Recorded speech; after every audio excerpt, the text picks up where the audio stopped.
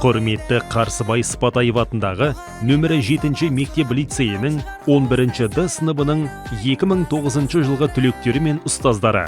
Сіздерді мектеп бітіргенімізге 15 жыл толуына байланысты асыға күткен кездесуге шақырамыз. Кездесу бағдарламасы 15 маусым 17:00 Алтын ұя мектебімізде ұстаздармен кездесу. 18:00 бас қосу дастарханы. Шымкент қаласы Парк Вью караоке рестораны.